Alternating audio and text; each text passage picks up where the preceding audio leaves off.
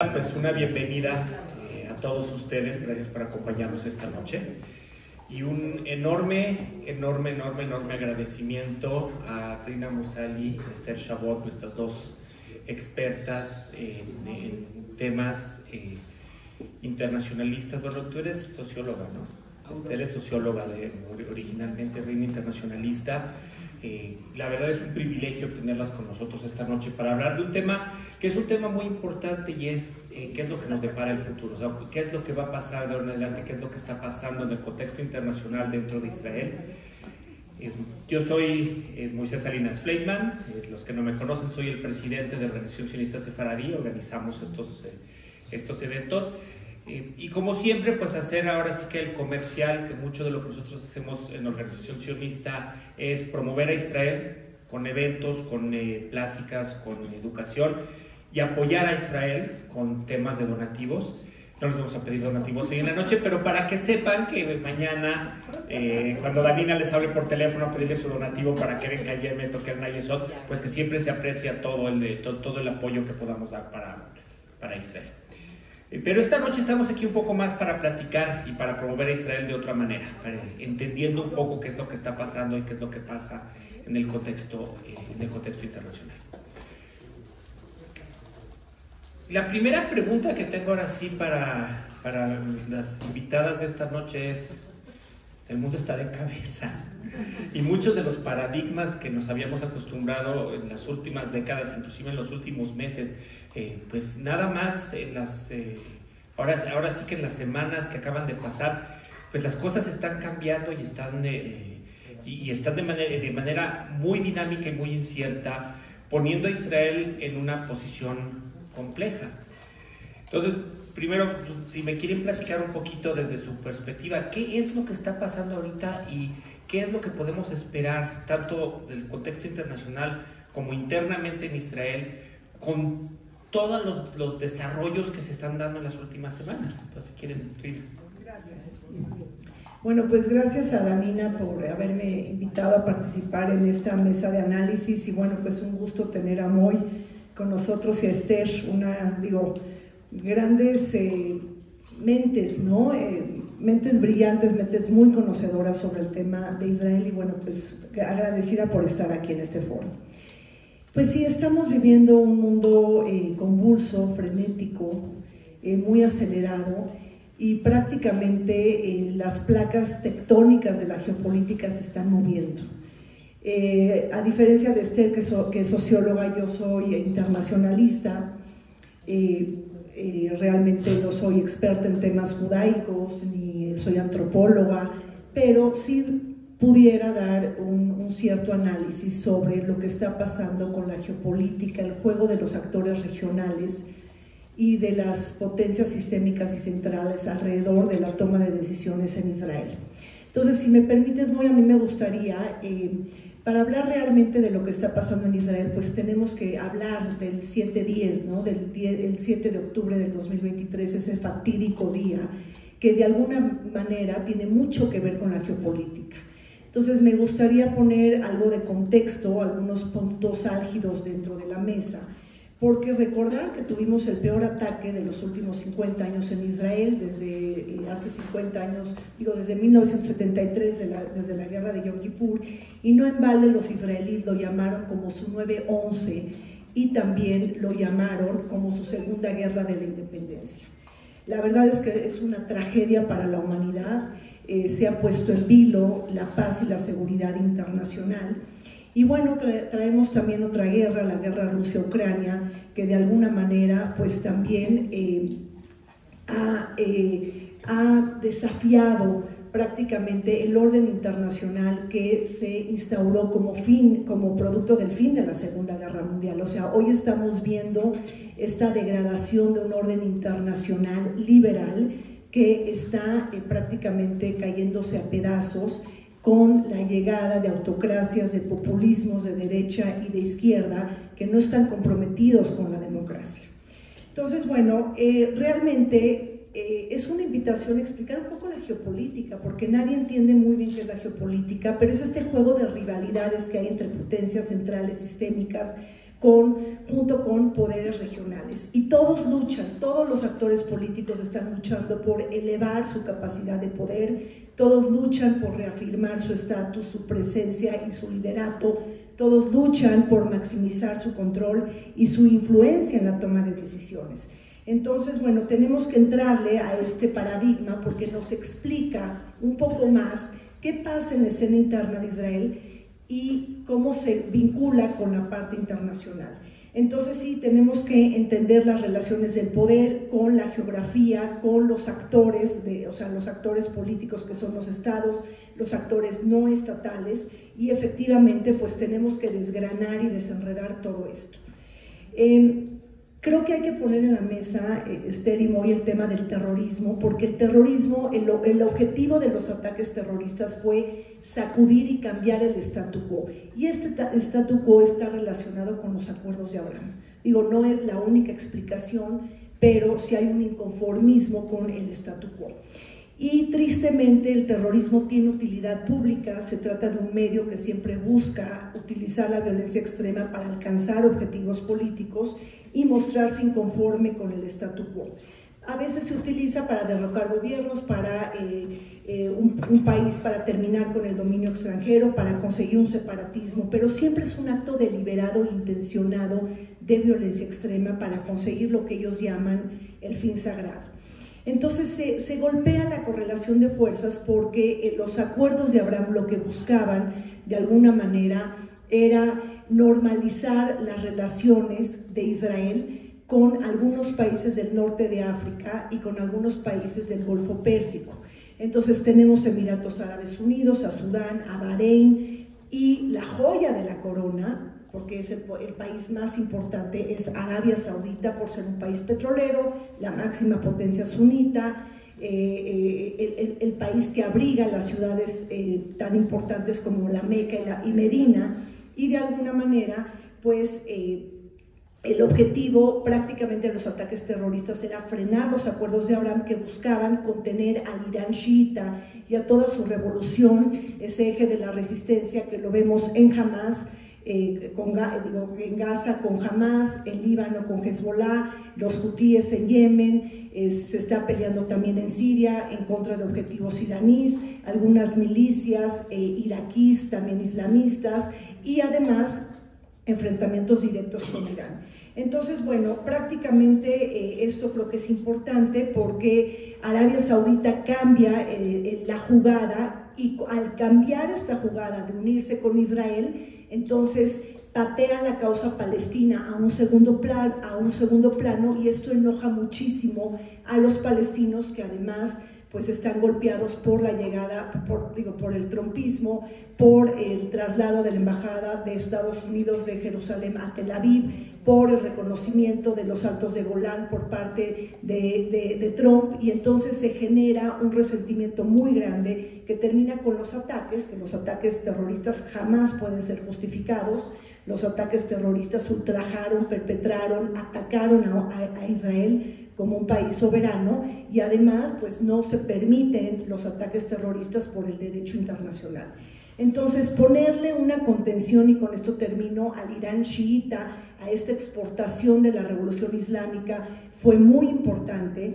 Sin embargo, esto se paraliza, es decir, los ataques sí tienen una rentabilidad política y sí resultan, porque ahorita están frenados los acuerdos de Abraham. Yo creo que se pueden revigorizar ahora con el regreso de Donald Trump, y bueno, también hay un aspecto de los acuerdos de Abraham que están vinculados también a la modernización de los países del Golfo Pérsico, que ese sería ya otro tema para no tomar mucho tiempo la palabra hoy. Gracias, Rina. Pero también internamente dentro de Israel está habiendo cambios muy dinámicos últimamente. Entonces, ¿qué es lo que estamos viendo adentro que está haciendo una diferencia importante? Ok, hola Moy, hola Rina, un gusto estar aquí, gracias a Danina por toda su mediación para conseguir que estemos aquí esta noche, y bueno, pues un privilegio aquí estar con los colegas. Bueno, antes de entrar a la parte interna de Israel, yo sí querría a lo mejor matizar algo que tú dijiste, Rina. Cuando tú hablabas acerca de todo el resentimiento que hay por el hecho de la embajada en Jerusalén, por el hecho de los acuerdos de Abraham, del haber pateado el problema palestino a un lado, desconocerlo, etc., yo creo que eso no es lo que fundamentalmente provocó el 7 de octubre. O sea, yo creo que mucho antes de que Trump llevara la embajada a Jerusalén y mucho antes de que se dieran todos estos, esta marginación tan extrema de la causa palestina, el Hamas ya desde el 2007 ya estaba en el poder total, porque en el 2005 todavía compartió poder con Al-Fatah, con la autoridad palestina, pero ya después del 2007 pues concentró la totalidad del poder en la Franja de Gaza. Y esta infraestructura militar de túneles, de armamento, el arsenal de cohetes y toda la parafernalia que nosotros hemos constatado a lo largo de todo este año y cacho, pues nos habla de que se trata de un preparativo que comienza mucho antes de que se dieran todas estas situaciones, de que si Trump pasó la embajada a Jerusalén, de que si la causa palestina fue marginada, porque lo que sí tenemos que entender es que el Hamas, por principio, y desde su fundación allá por los años 80, comenzó a esgrimir toda esta postura radical islamista, en el sentido de que en el Medio Oriente no hay lugar para un Estado judío. Entonces, si no hay lugar para un Estado judío, porque gran parte de su ideología tiene que ver con esta percepción, digamos, mesiánica al estilo musulmán, en el sentido de que la región del Medio Oriente tiene que ser musulmana y árabe por excelencia, y por lo tanto la creación del Estado de Israel desde el 48 es una absoluta injusticia, infracción a todo este nacionalismo a ultranza basado en elementos sobre todo religiosos, coránicos, una interpretación muy peculiar. Entonces yo creo que los preparativos para llegar al 7 de octubre ya estaban sembrados desde mucho antes. O sea, nada más quería, eso a mí me parece. Para hacer ese del pastel, ¿no? Es decir, sí.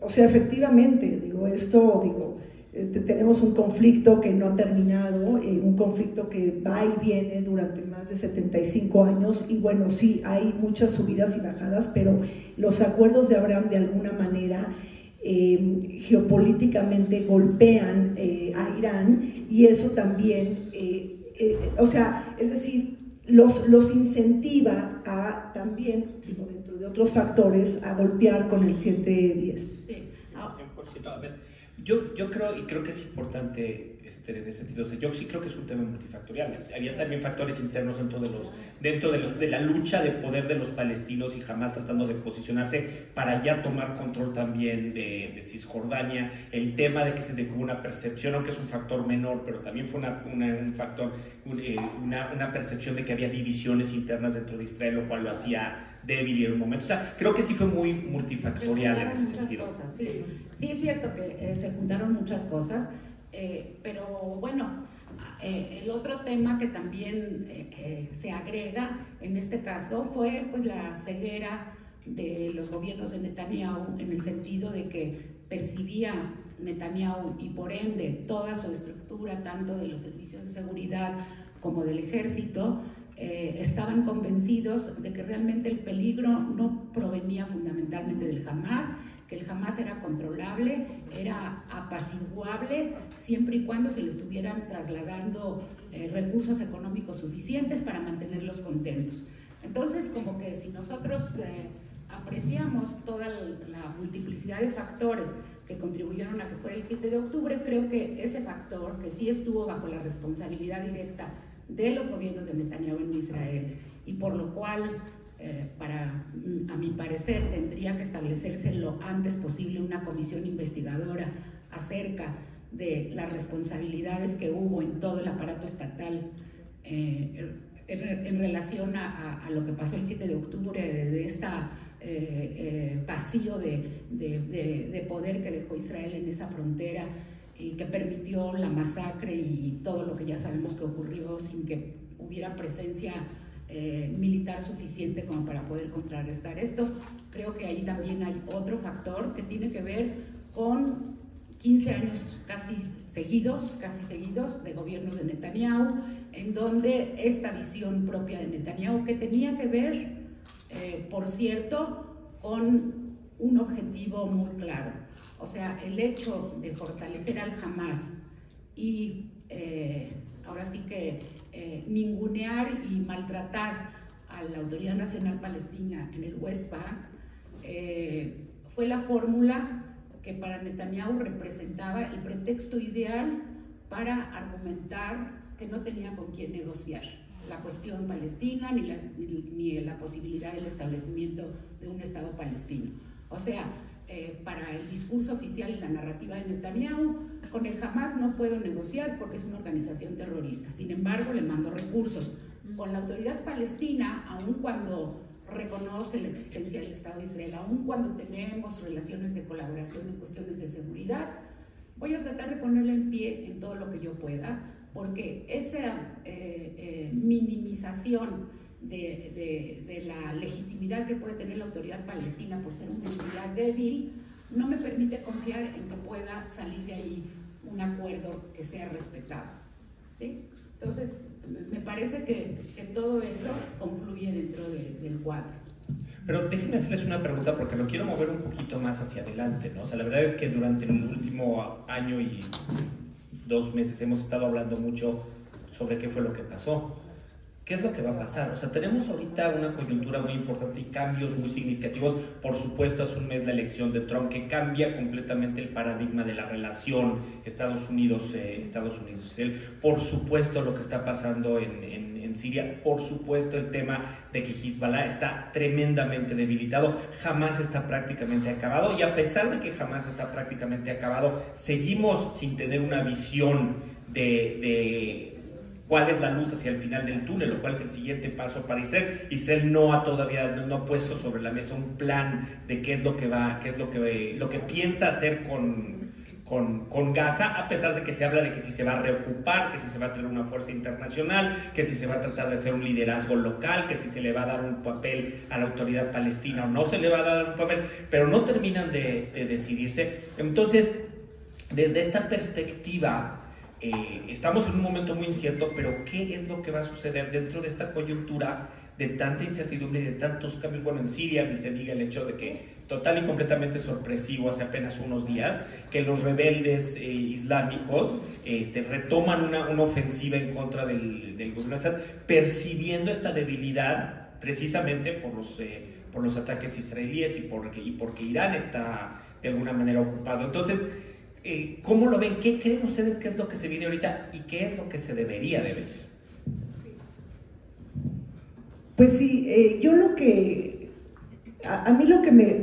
cuando hablamos de Medio Oriente estamos hablando de cuestiones completamente complejas, ¿no? Es como bienvenidos al mundo de lo complejo, nada es simple, todo lo tenemos que desenredar, lo tenemos que desgranar, y hay un chorro de encadenamientos que no vemos. ¿Y qué hace la geopolítica? Nos los hace visible, claro, a través del análisis político y del juego de los actores nacionales e internacionales. ¿A qué voy? Para realmente entender lo que está pasando a veces en los países, tenemos que vincular o hilar la escena nacional con la escena internacional.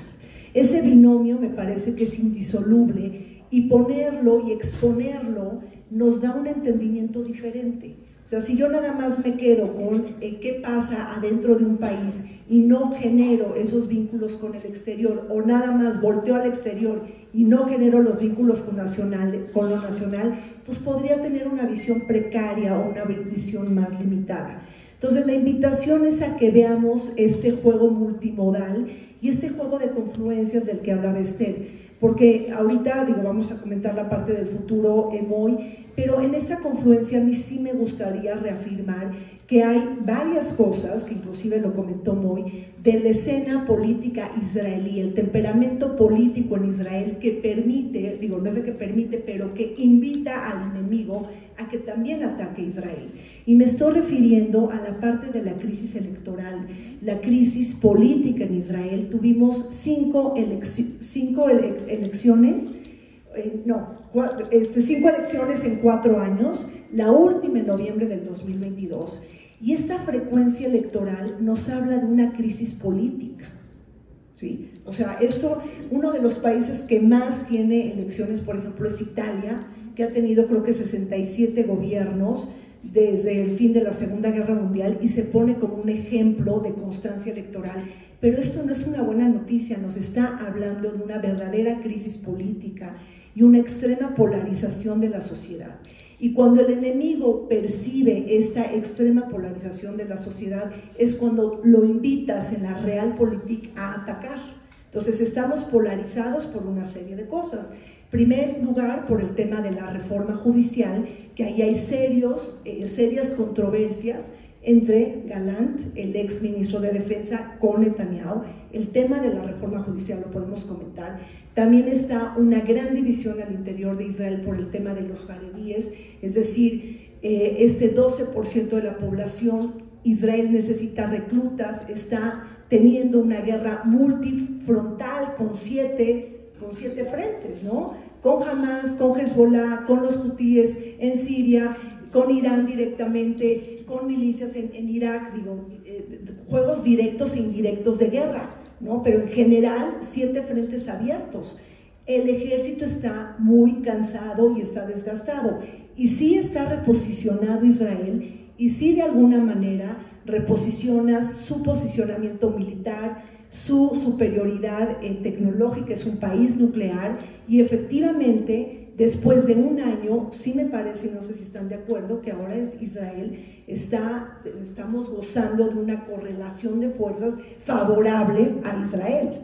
¿Por qué pasa esto? Bueno, pues por los ataques de los altos líderes a Hamas, a Hezbollah, porque incursionan en el Líbano y ahorita ya se da un cese al fuego temporal. Entonces Israel logra cambiar un poco la correlación de fuerzas después de una guerra muy prolongada, cuando Israel no está acostumbrada a las guerras largas, sino a las guerras rápidas, meteóricas prácticamente, y muy cortas. Entonces yo creo que el tema interno sí hay que saberlo hilar con la parte internacional, porque eso nos da un mayor análisis, y cuando tenemos un mayor análisis pues nos libera, ¿no? El conocimiento libera, y de alguna manera sentimos que entendemos mejor. Y bueno, pues el futuro, pues sí, claro, hay que yo te quería preguntar algo respecto a la escena internacional. A mí me gustaría que tocaras un poco esta solidaridad tan importante que hubo del gobierno de Biden a Israel a partir del 7 de octubre, y cómo ubicas como internacionalista la postura, por ejemplo, en este caso de Rusia, como una potencia que está llevando a cabo la guerra en Ucrania, pero que al mismo tiempo pues es un apoyo y un socio, un colega muy importante del régimen iraní. Entonces, a lo mejor hablar un poco de la relación con Estados Unidos, o sea, qué significa la existencia del Estado de Israel, el que salga adelante de esta encrucijada con relación al gran esquema de las potencias actuales, ¿sí? Y cómo actúa Rusia en este momento. Sí, a ver, lo que estamos viendo es un eje Irán, Rusia, China. China es todo un tema porque no es una potencia colonialista en Medio Oriente, y sobre todo sus intereses son más económicos y financieros. Su interés estratégico está metido en el tema de la ruta, ¿no? De la iniciativa de la Franja y la Ruta, lo que se conoce como la nueva ruta de la seda.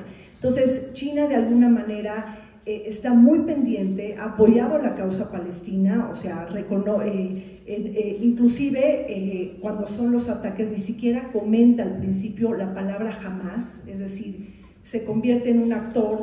China es muy importante seguir qué posición tiene, pero esto lo vincula un poco a Rusia e Irán, es decir, hay todo un eje prácticamente a nivel internacional. Tenemos una rivalidad geopolítica importante entre Occidente, que ahí hay que tener cuidado con Occidente, porque Biden refuerza la alianza occidental entre Estados Unidos y la Unión Europea, pero Trump la golpeó en su primer mandato cuando amenazó con salirse de la OTAN y cuando obligó a los países europeos a ya no gorronear la ayuda financiera militar, es decir, Estados Unidos no puede seguir siendo paraguas no puede seguir manteniendo el parámetro securitizado de la Alianza Atlántica, porque ya tienen que pagar y tienen que meterle el 2% del PIB en materia de defensa. Entonces, cuando hablamos con Occidente, como dice Esther, siempre hay que matizar, es decir, en estos juegos de la política internacional hay que tener mucho cuidado con los lenguajes, con los conceptos, con lo que decimos, porque no, digo, realmente es delicado. Entonces, ahora con Trump, lo que se está buscando, digo, primero hay que ver la alianza con Europa. Trump lo que está buscando es terminar rápido las guerras, digo, en el caso de Rusia con Ucrania dice que la va a terminar en 24 horas, pues sí, pero la pregunta es, ¿a cambio de qué? ¿No? O sea, a cambio de que Ucrania pues acepte la cesión, ¿no?, de su territorio, una quinta parte, ¿no?, de que se dé el territorio, pues sí, así sí se pueden acabar las guerras.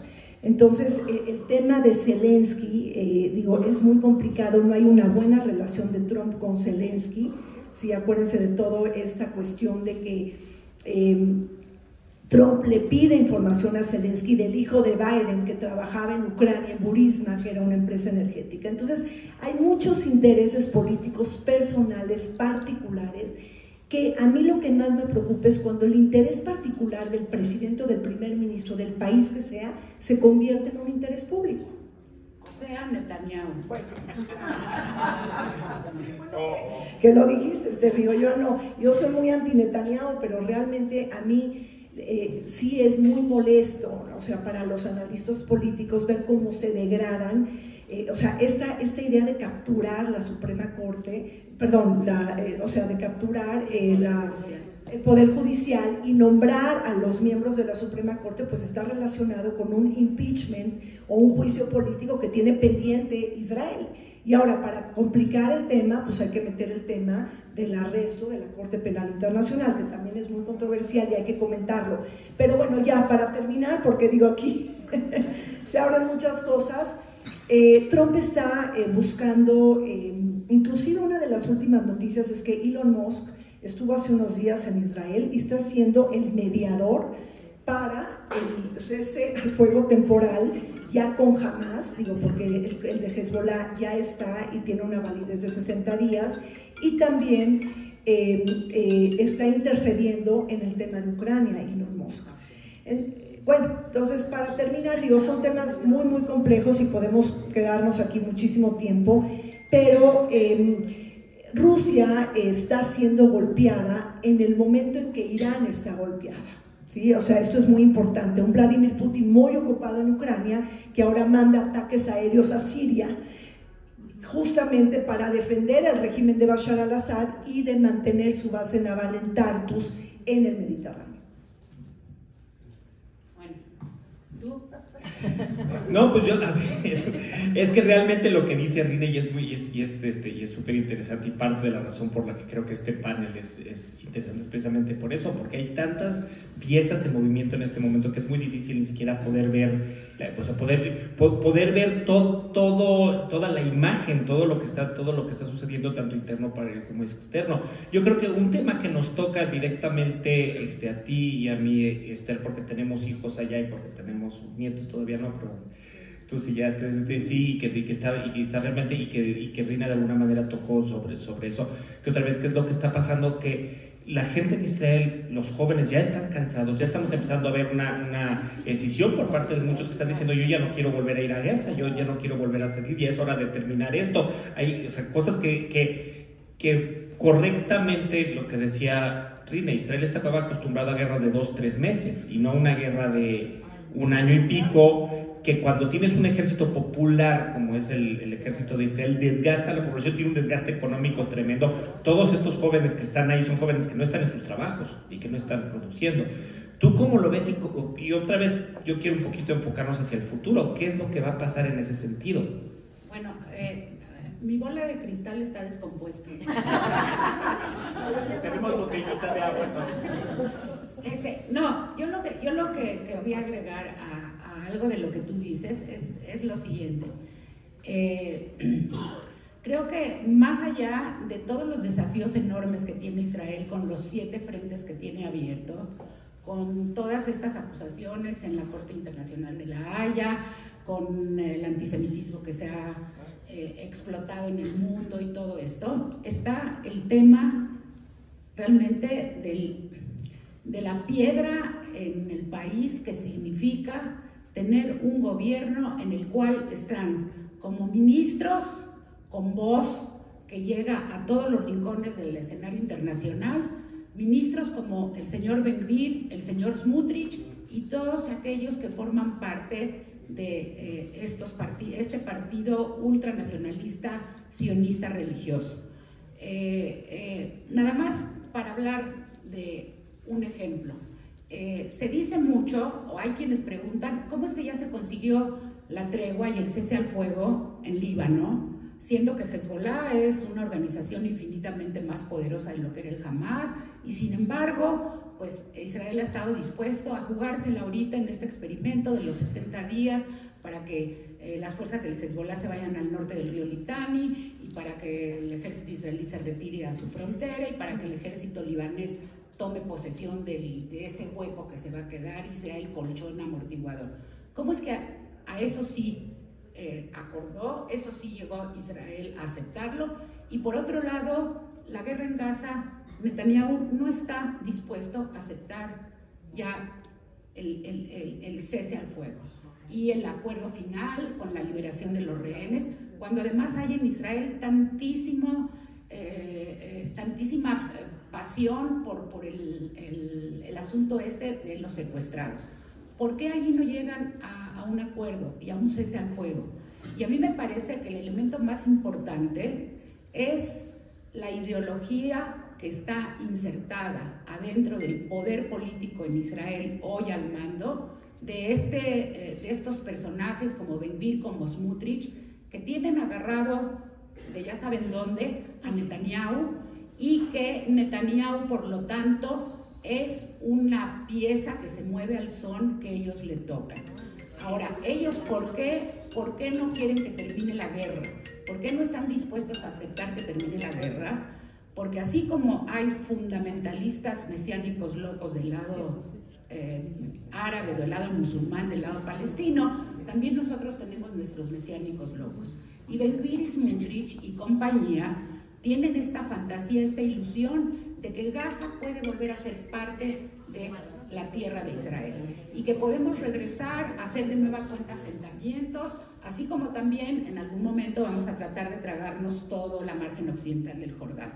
Y en esa idea, digamos, radica toda esta decisión de Netanyahu, o esta negativa de Netanyahu a dar por terminada la guerra y a ofrecer un proyecto a futuro que pueda estar en el horizonte como para determinar los pasos a seguir una vez que Israel se retire de Gaza. O sea, Netanyahu no ha establecido y se ha resistido a presentar un plan de quién va a gobernar Gaza.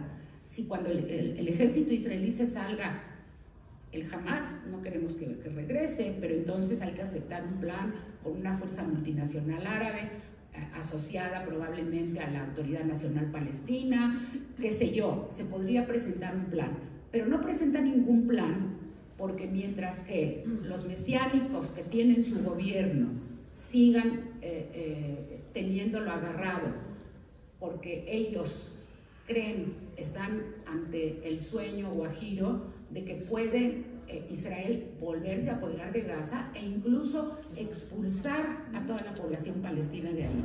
Y les quiero decir que buena parte de todas estas decisiones que ha estado tomando la Corte Internacional y otros organismos, Amnistía Internacional hoy también, tienen que ver con una observación bastante parcial de la realidad, pero por otro lado también aprovechan las declaraciones de estos ministros. O sea, este Ben-Gvir y este Smotrich con su gente, cuando dicen vamos a obligar a la población palestina a que se vaya de aquí, eso es una intención genocida dentro del criterio internacional de que es un genocidio.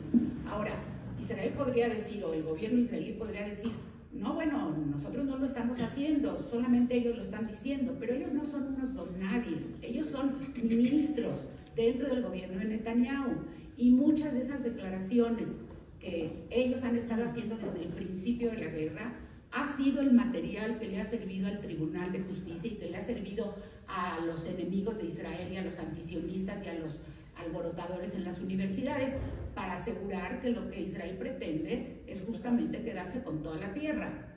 Y si le preguntan a Ben-Gvir y a Smotrich, van a decir, sí, eso queremos, ¿sí? El caso es que el resto de la sociedad israelí no lo quiere. Incluso los propios partidos Haredim, que también son religiosos, ellos tampoco están, digamos, a favor de estas prácticas de irse tragando cada vez más territorio para poder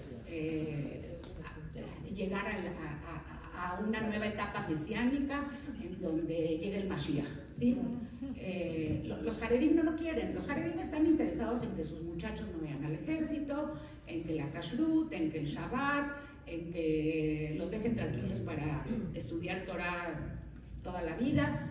Esos son los propósitos. Y recibir subsidios del gobierno, por supuesto, ¿sí? Y no pagar impuestos y trabajar solamente poquito, ¿sí? O sea, son muchas de esas cosas. Pero hay una cosa que no podemos olvidar. Israel ha demostrado ante el mundo que sigue colonizando. Entonces, esos territorios de Judea y Samaria se acordaron en el acuerdo cuando se firmó con el señor Yasser Arafat, era entregarle sus territorios. ¿Por qué Israel sigue insistiendo en colonizar esas áreas? Eso es lo que nos va a crear más conflicto al exterior. Mira, hay efectivamente, Isidoro, aparte de todo de lo que dice Esther, es muy correcto, que tienes una división ideológica y tienes gente dentro de la Unión que tienes gente desde hace muchos años. O sea, de hecho, hay que decirlo, desde 1967, desde 1969 hasta hoy en día, no ha habido un solo gobierno de Israel que no haya construido dentro de Cisjordania.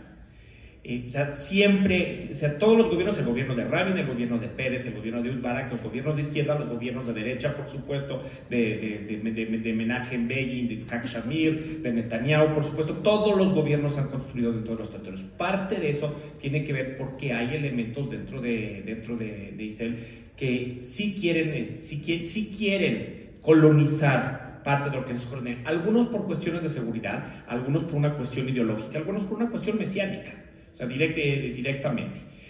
Hay territorios dentro de Cisjordania que es claro que como parte de cualquier acuerdo al que se llegue, van a quedar del lado de Israel.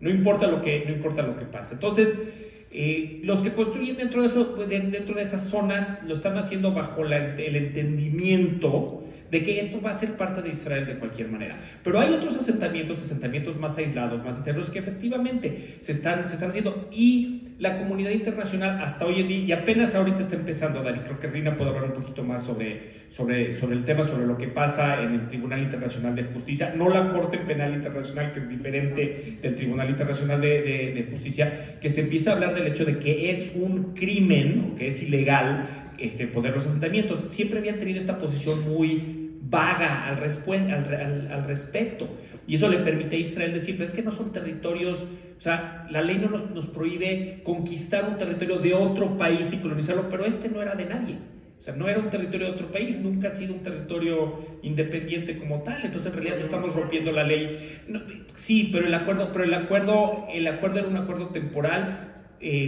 predicado en que iba a haber negociaciones para llegar a un estatus final, y esas negociaciones se pararon después del 96, o sea, del 93 al 96 hubo negociaciones constantes, había grupos que estaban hablando. En el 96, cuando perdió Pérez las elecciones después del asesinato de Rabin, se pararon completamente las negociaciones, y desde entonces ha habido intentos por empezarlas. Ehud Barak, no Barack Obama, Ehud Barak intentó empezarlas. Olmert intentó otra vez reempezarlas, pero no hubo ningún avance, y otra vez bajo el pretexto de que no hay avance en las negociaciones, pues mientras seguimos con el estatus quo. Entonces, Silvina, ¿quieres platicar un poquito de...? Cuando hablábamos de la crisis política en Israel y de la frecuencia electoral, es muy importante entender que Netanyahu en las últimas 5 elecciones no puede pasar de 33 a 35 escaños, es decir, sigue de 120 escaños en disputa, no logra pasar 35, es decir, 4 o 5 elecciones en pocos años y no logra superarlo. Entonces la crisis política está realmente generando pues enormes resquicios en Israel y eso se exporta en su política exterior, es decir, esto es muy importante verlo otra vez, ver este binomio entre lo nacional y lo internacional. El mismo Itamar Ben-Gvir, que es el secretario de Seguridad Nacional, no estuvo de acuerdo, Esther, no sé si me dejes mentir o Moy, no estuvo de acuerdo con el cese al fuego temporal con Hezbollah, o sea, fue el único voto que estuvo en contra.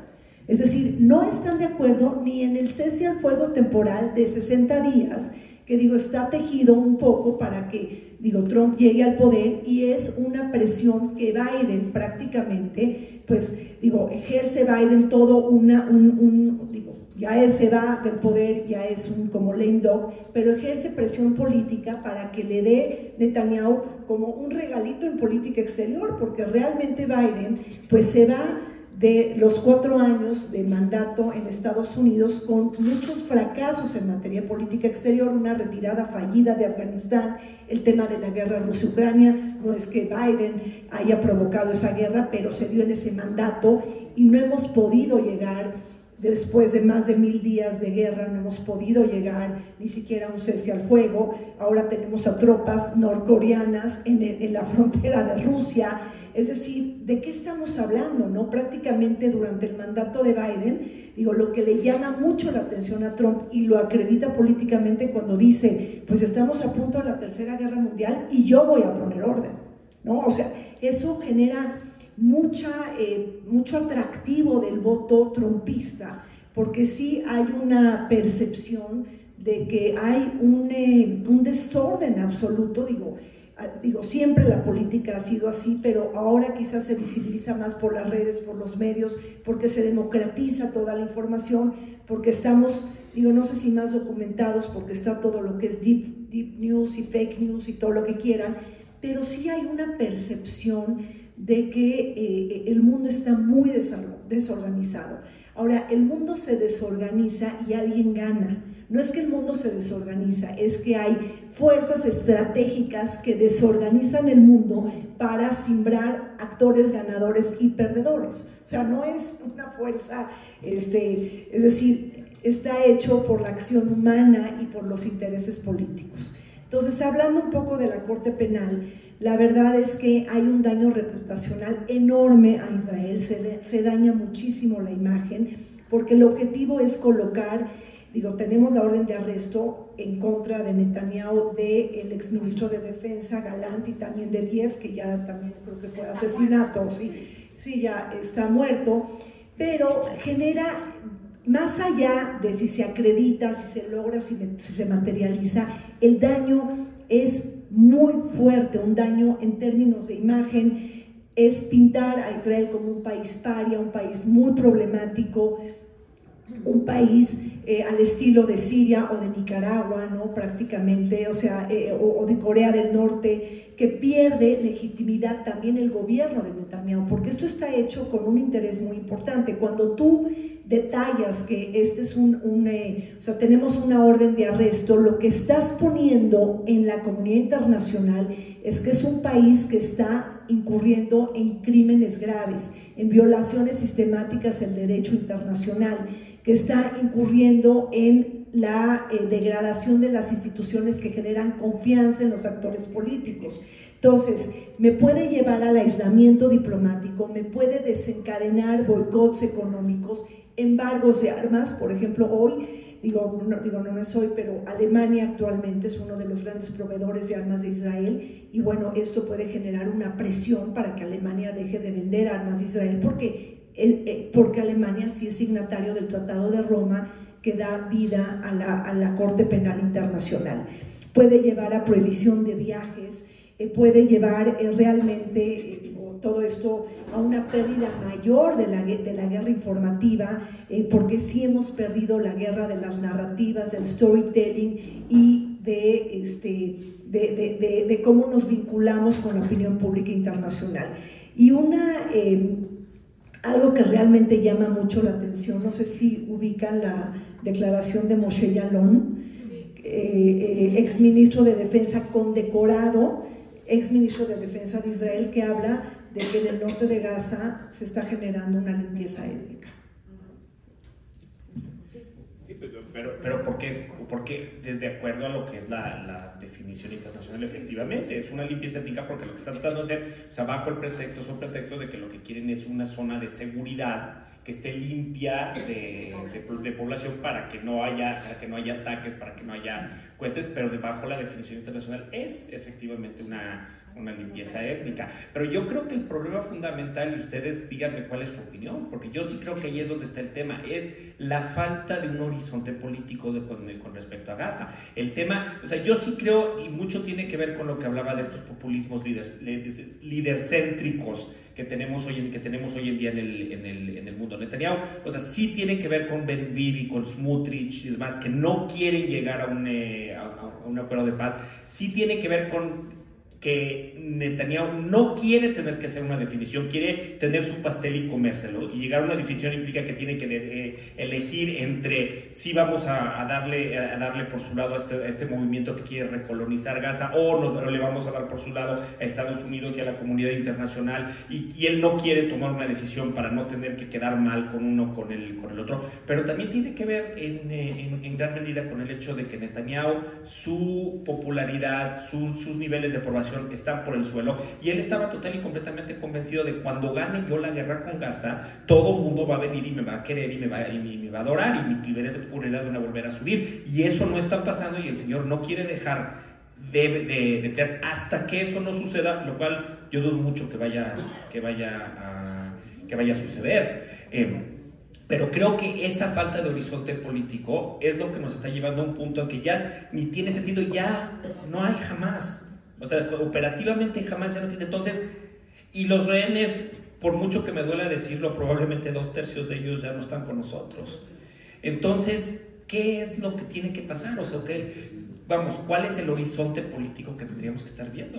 Bueno, yo lo que querría agregar a esto que dices, Moy, es que en ese sentido, viendo todo este cuadro, la verdad es que se trata de una situación tremendamente difícil de sobrellevar para el público israelí, que mayoritariamente está cargando con el peso de la guerra, que es en general, pues, no el sector jaredí para nada, pero sí el resto de la sociedad israelí, que están en esta ambivalencia de que tienen este enorme enemigo exterior constituido por esos 7 frentes que ya mencionó Rina, y que hay que apechugar, y se están sacrificando la vida de los hijos, y los heridos, y los mutilados, y la economía, y los desplazados internos y todo esto, pero como dicen, on top of that, encima de eso, está todo este gran enojo, esta desconfianza ya en Netanyahu.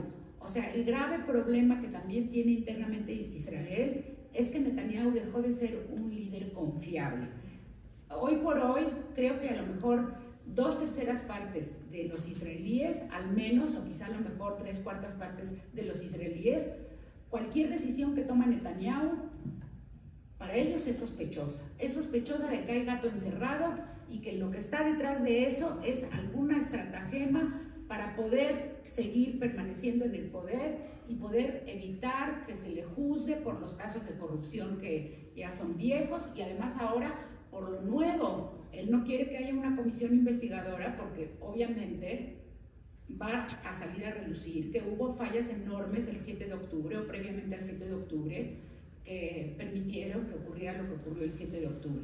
Entonces, creo que para el mundo judío también yo siento que estamos en esa misma situación. O sea, por un lado, por supuesto que estamos preocupadísimos, dolidos, somos solidarios con Israel, estamos dispuestos a cargar la bandera y a manifestarnos y todo esto, pero por otro lado también creo que en una gran parte de las juderías del mundo, no nada más en la de México, hay como que también esta convicción de que, por desgracia, Israel está siendo gobernado en su hora más difícil por un gobierno que no es justamente el que podría resolver las cosas de la mejor manera posible.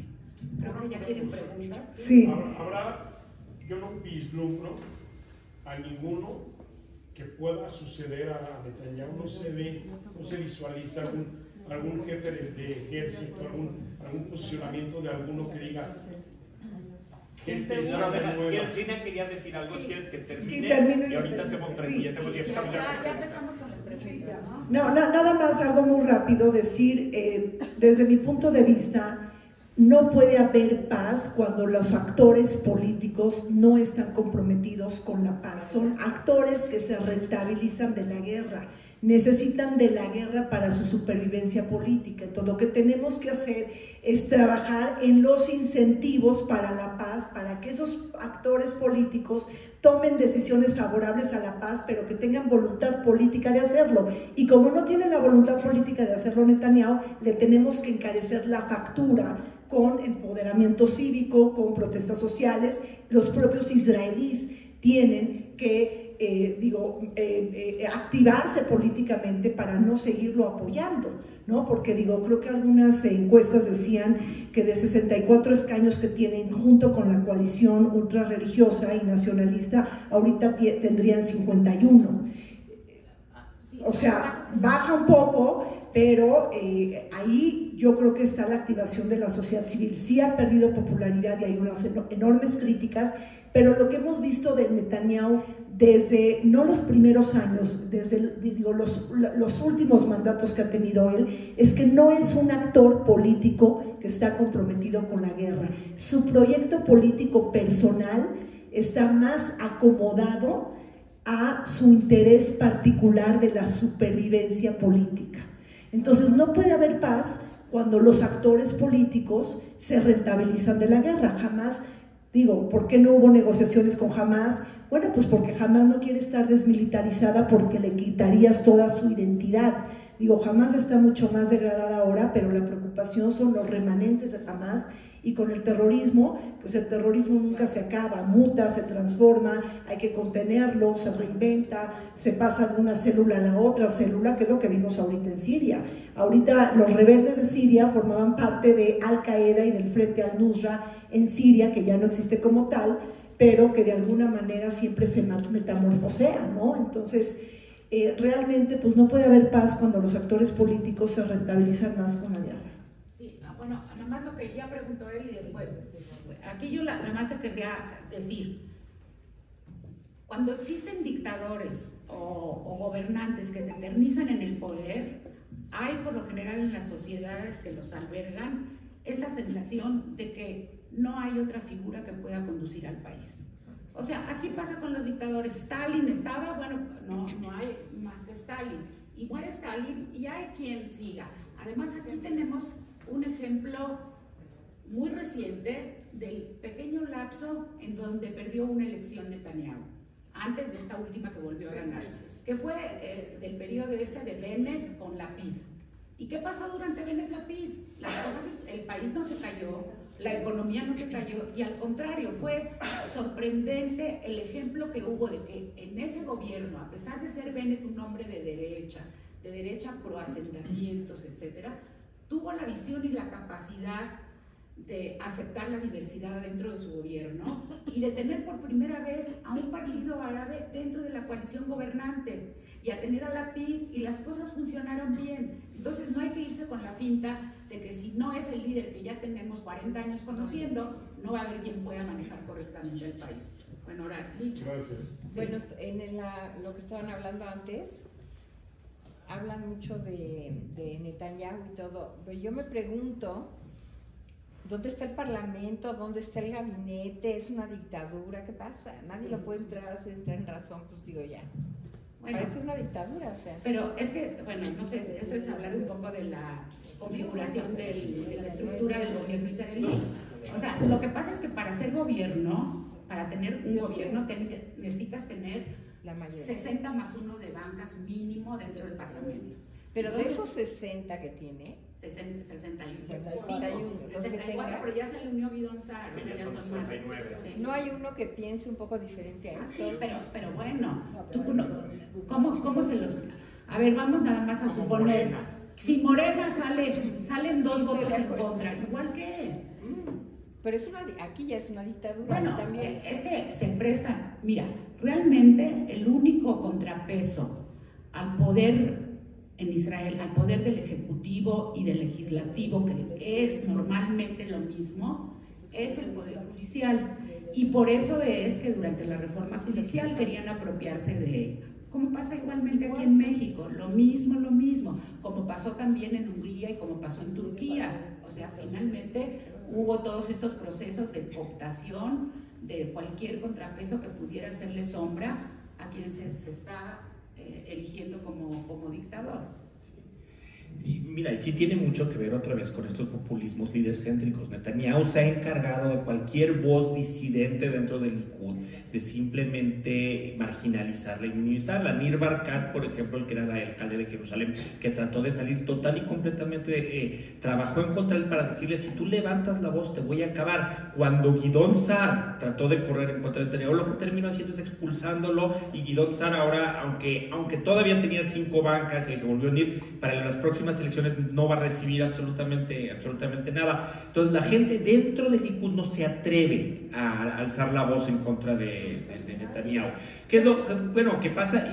Y es lo mismo que vemos en Morena, es lo mismo que vemos en los republicanos, en Trump, lo mismo como dice Esther, es el populismo líder céntrico en el cual el líder simplemente quiere tomar un control total y castiga a cualquier voz disidente dentro de su misma coalición, al punto de que nadie se atreve a levantar la voz y a oponerse, y eso es generalmente lo que sucede. Además, los partidos, chicos, como el Partido Religioso Nacional, que son la ultraderecha de Ben Gvir y Smotrich y Katz y demás, ellos saben que si el gobierno cae, ellos también se quedan fuera, que ellos ya no van a ganar absolutamente nada. Entonces tienen un interés de no empujar para que el gobierno caiga. Por eso este gobierno es un gobierno tan increíblemente estable, que no va a caer, por más de que muchos israelíes decían, Netanyahu no llega a final de año, Netanyahu va a llegar hasta noviembre del 2026. No va a salir de ahí porque no hay, a menos que vaya a la cárcel.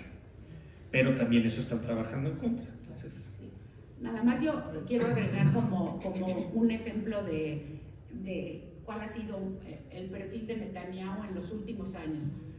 Cualquier figura dentro del Likud que sobresaliera, Netanyahu se encargaba de ponerle el pie, obstaculizarlo para que finalmente saliera del Likud y no le disputara el liderazgo.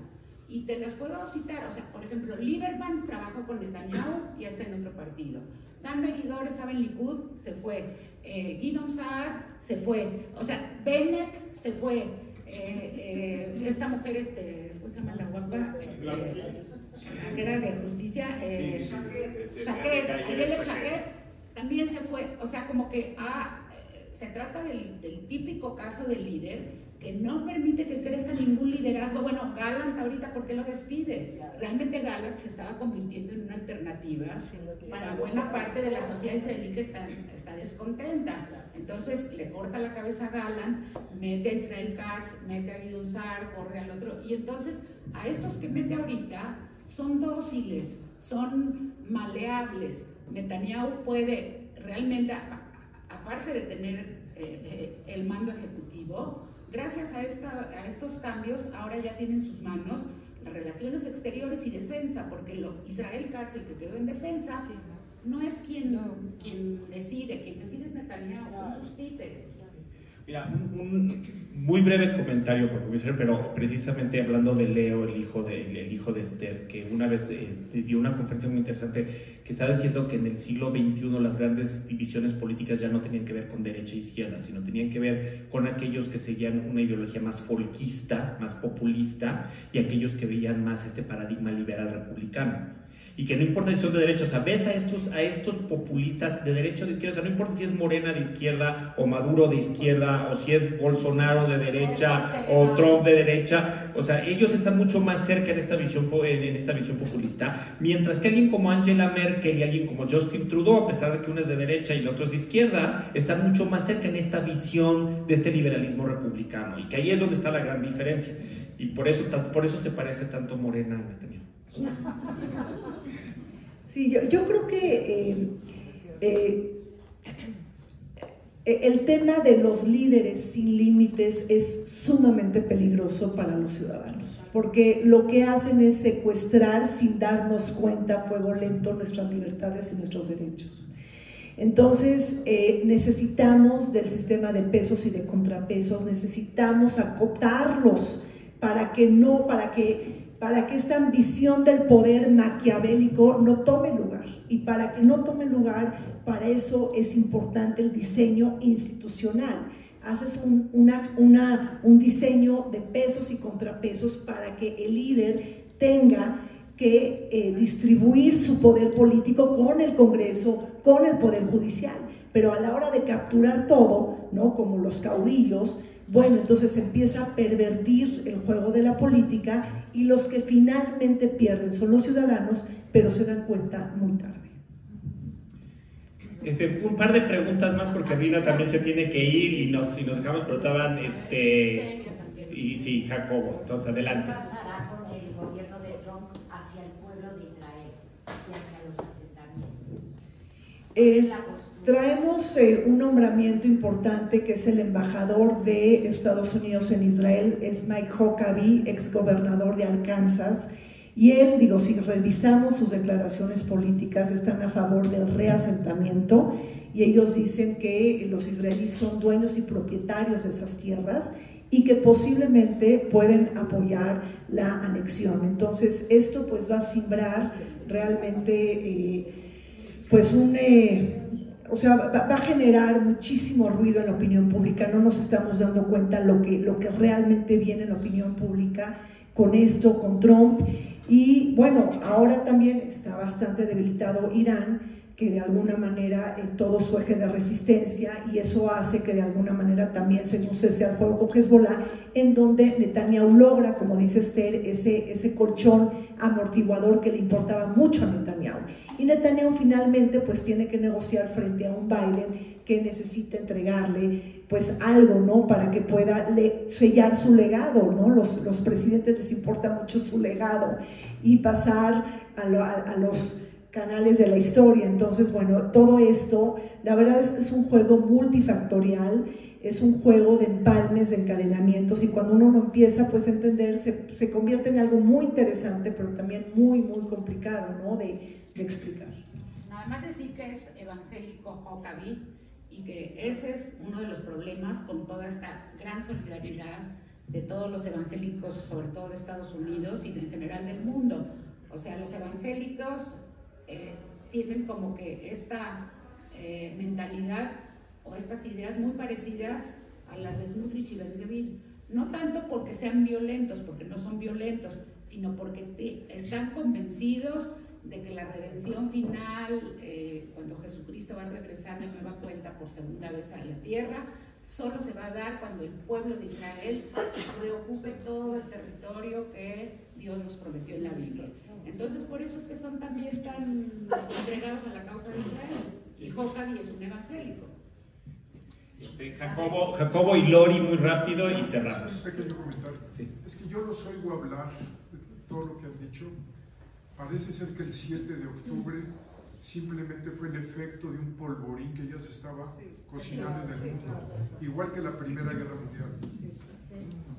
Y hay un dato con relación a la cuestión de genocidio, que a veces cuando yo discuto con quien defiende al Hamas, por ejemplo, yo les digo lo siguiente: vamos a hacer un ejercicio de imaginación y a fantasear de manera nada más operativa que el 7 de octubre en la mañana, por algún motivo mágico, toda la población israelí hubiera estado anestesiada. ¿Qué hubiera pasado? Matan a todos. O sea, la intención era llegar y matar a todos los que estuvieran. Había más de 2.000 soldados de Hamas, ¿no? Por llamarles soldados. Sí, como no por hacer comercial, pero yo publiqué mi último libro, el de Israel, una guía de los más o menos perplejos, lo publiqué en junio. Y cuando me entrevistaron, en junio de hace 2 años, o sea, antes del 7 de octubre. Y en el libro digo, es una cuestión de tiempo, puede ser ya o puede ser dentro de 1 año o dentro de 2, pero esto va a explotar. Y lo dije en junio y pasó en octubre. Luego gente me dijo, ¿cómo lo sabías? Yo, es que era obvio para el que lo ve, para el que lo quiere ver y ve lo que está pasando, era obvio de que esto eventualmente iba a tener que explotar. Entonces sí, efectivamente. Lori, y última pregunta y cerramos. Yo sé que Biden, por un lado, siempre ha apoyado a Israel, pero cuando Biden descongeló todo el dinero que Irán tenía y que Irán ocupó todo ese dinero para dárselo a todos sus proxys o como se llamen, allí fue, porque si no, no hubieran tenido dinero. A ver, yo lo que yo sé al respecto, o sea, no conozco muy a fondo el asunto, pero lo que yo sé es que el descongelamiento de fondos fue necesario para una negociación en donde Irán iba a entregar a norteamericanos que tenían presos en Irán. O sea, fue una cuestión de toma y daca, a cambio de ciudadanos americanos que tienes presos tú en cárceles en Teherán o en algún otro lugar de Irán, descongelamos esa cantidad de fondos. Creo que es el marco en el que se dio esa situación.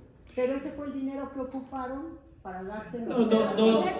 No directamente, y además, sí, o sea, sí es cierto que soltó, pero es más un tema de la política de Biden, de haber soltado fondos, que de que realmente fue una cantidad significativa. O sea, eran unos cuantos billones de dólares que desde el punto de vista del Producto Interno Bruto de Irán, estamos hablando de un porcentaje muy chiquito. O sea, eso no fue el dinero eso no era el dinero que hubiera hecho una diferencia para un lado o para otro, y tampoco es que ese dinero fue directamente, el dinero fue a los cofres iraníes, pero Irán llevaba dando dinero a Hamas y a Hezbollah desde hace mucho tiempo, muchísimo antes que el descongelamiento de eso. Entonces, una crítica a Biden de que le dio el dinero a un país que es esencialmente un país enemigo de Estados Unidos, pero en realidad no es un tema significativo desde el punto de vista de que esos fondos son los que hubieran hecho una diferencia. O sea, es muy poquito desde el punto de vista global de Irán. Bueno, pues les quiero dar otra vez unas gracias enormes a Rina y a Esther por acompañarnos, a Danina por haber estado en la organización de todo esto, de todo el tiempo en el momento, y a todos ustedes por habernos acompañado esta noche. Espero que haya sido interesante. Muchísimas gracias a todos y buenas noches.